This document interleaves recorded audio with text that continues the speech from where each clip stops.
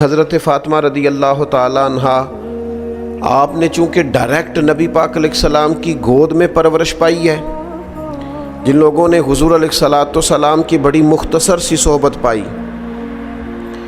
بڑا تھوڑا سا وقت انہوں نے نبی پاک علیہ السلام کے ساتھ گزارا، ان لوگوں کو اللہ تبارک و تعالیٰ نے بڑے اعزازات دیے، گویا حضور کی مقدس گلی سے بھی جو گزر گیا اللہ تعالیٰ نے اسے بھی بڑا مالا مال فرمایا۔ لیکن حضرت فاطمہ رضی اللہ تعالیٰ عنہ نے تو عمر مبارک کی ساری نبی پاک علیہ السلام کی مقدس تربیت میں گزاری ہے۔ تو جناب فاطمہ رضی اللہ تعالیٰ عنہ نے حضور علیہ السلام سے جو سیکھا، جو تربیت پائی، یقیناً اس کی مثال نہیں دی جا سکتی۔ اگرچہ ان کی روایات جو ان کی مرویات ہیں وہ بڑی کم ہیں، لیکن اس کے باوجود حضرت امام جلال الدین سیوطی رحمۃ اللہ تعالی علیہ نے حضرت فاطمہ رضی اللہ تعالی عنہا کی جو مرویات ہیں، یعنی جو روایات انہوں نے حضور علیہ السلام سے سن کے امت تک پہنچائی ہیں، ان کو باقاعدہ ایک کتاب میں انہوں نے درج فرمایا ہے، اور مسند سیدہ فاطمہ رضی اللہ تعالی عنہا کے نام سے امام جلال الدین سیوطی رحمۃ اللہ علیہ کی کتاب ہمیں ملتی ہے۔ اس میں صرف وہ روایتیں جو حضرت فاطمہ نے حضور سے سن کے امت کو پہنچائیں وہ اس میں بیان کی جاتی ہیں۔ ساری باتیں تو نہیں ہو سکتی، میرا آج خیال تھا چونکہ میں بہت ساری گفتگو اپنی بساط کے مطابق مقدور بھر سیدہ پاک کی بارگاہ میں عرض کر چکا ہوں، تو آج میرا خیال تھا کہ بہت ساری باتوں کو دہرانے کی بجائے چند ایک روایات جو سیدہ پاک رضی اللہ تعالی عنہا نے حضور علیہ السلام سے سن کے امت تک پہنچائی ہیں، اور یہ بڑی قیمتی باتیں ہیں۔ حضور کی ہر بات ہی بڑی قیمتی ہے، لیکن جس کو سیدہ پاک روایت کر رہی ہیں اور سمجھ رہی ہیں کہ امت تک میں حضور کی اس بات کو پہنچاؤں، روایت کر رہی ہیں، وہ یقیناً بڑی قیمتی ہیں۔ تو چند ایک ایسی روایات جو حضرت فاطمہ رضی اللہ تعالی عنہا نے روایت کر کے امت تک پہنچائی وہ میں آپ کی خدمت میں عرض کرتا ہوں۔ یہ پہلی روایت حضرت فاطمہ رضی اللہ تعالی عنہا سے مروی ہے، اور امام بہقی رحمۃ اللہ علیہ نے اسے اپنی سند کے ساتھ روایت کیا ہے۔ حضرت فاطمہ رضی اللہ تعالی عنہا فرماتی ہیں کہ ایک دن سحری کا وقت تھا اور میں سو رہی تھی، آرام فرما تھیں جناب سیدہ۔ فرماتی ہیں نبی پاک صلی اللہ تعالی علیہ وسلم میرے پاس سے گزرے، سحری کا وقت تھا، تو حضور نے مجھے پاؤں سے پکڑ کے ہلایا، اور حضور علیہ السلام فرمانے لگے میری بیٹی اٹھو، اپنے رزق سے اپنا حصہ وصول کرو۔ فرمایا کہ یہ جو طلوع فجر کا وقت ہوتا ہے نا، طلوع فجر سے لے کر طلوع آفتاب تک، طلوع فجر سے طلوع آفتاب تک، یعنی فجر کا وقت شروع ہونے سے لے کر سورج نکلنے تک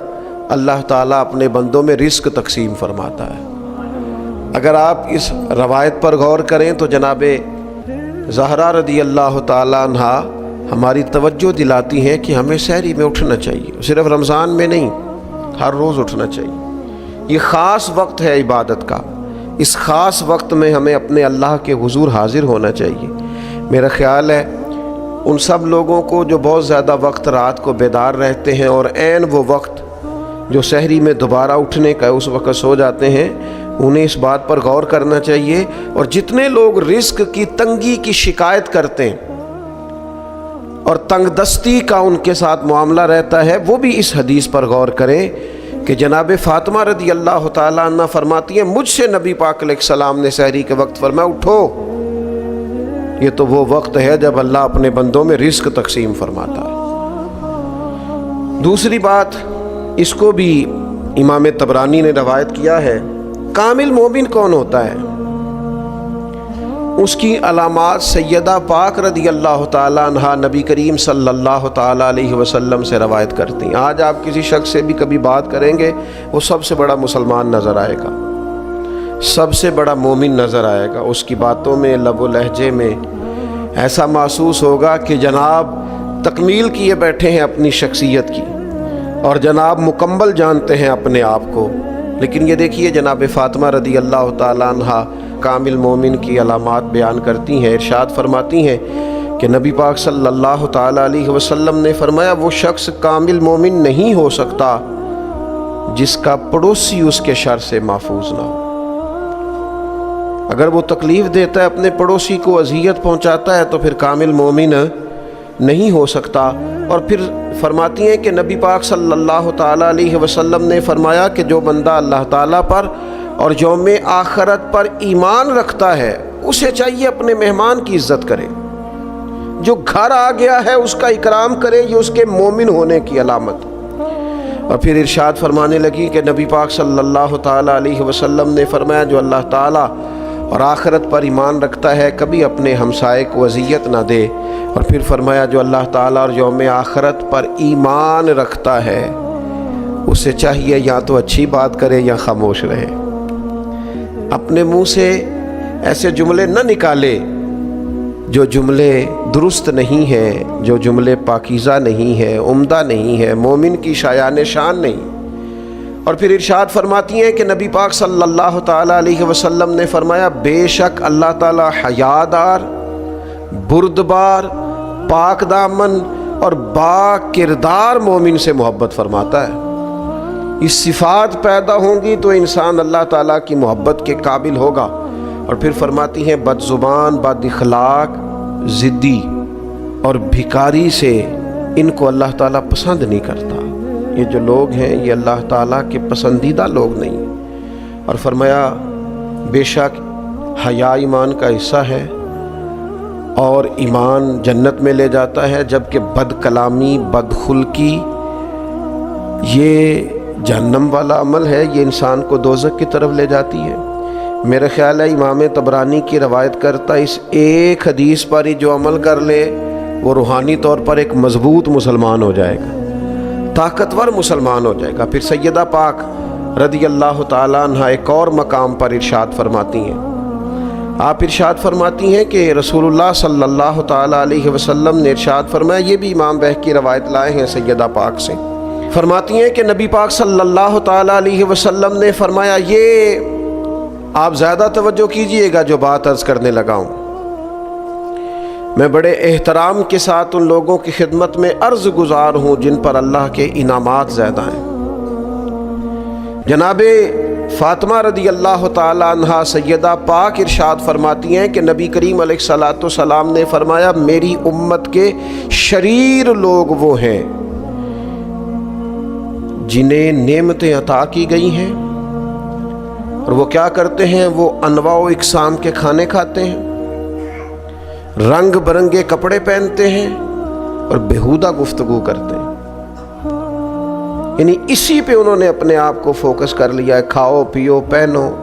اور ہر وقت بیہودہ بولو۔ اگر اللہ نے تمہیں رزق دیا تھا تو خیر کے کاموں میں خرچ ہونا چاہیے تھا، اللہ کی رضا کے لیے اللہ کے بندوں پر خرچ ہونا چاہیے تھا۔ اللہ نے اگر تمہیں نواز دیا تھا اور کچھ لوگ تمہارا اکرام کرتے تھے تو کیا مانا تم ہر وقت بات ہی کرتے رہو گے، پھر تمہارے لہجے میں ٹھہراؤ ہونا چاہیے تھا۔ اسی طرح حضرت فاطمہ رضی اللہ تعالیٰ عنہ کی بس ایک روایت عرض کرتا ہوں، اور آج 3 رمضان المبارک ہے، میری بڑی خواہش ہے کہ سیدہ پاک رضی اللہ تعالیٰ عنہ کا روایت کیا گیا یہ وظیفہ، آپ کی ارشاد فرمائی گئی یہ بات،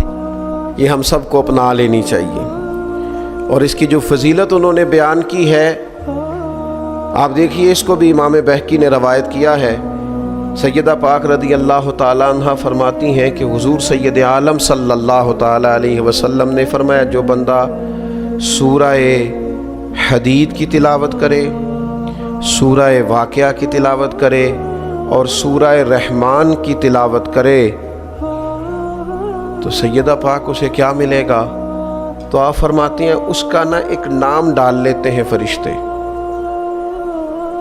زمین و آسمان کے فرشتے اس کا ایک نام رکھ لیتے ہیں۔ فرماتی ہیں جو سورہ حدید، سورہ واقعہ اور سورہ رحمان کی تلاوت کرے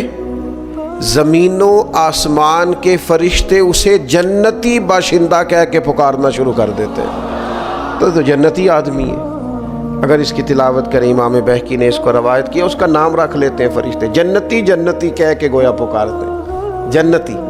تو سیدہ پاک رضی اللہ تعالیٰ عنہ کی روایت کردہ ان احادیث مقدسہ سے ہم نے اپنے لیے سبق حاصل کرنا ہے، خیر کٹھی کرنی ہے۔ اللہ تعالیٰ توفیق عمل عطا فرمائے۔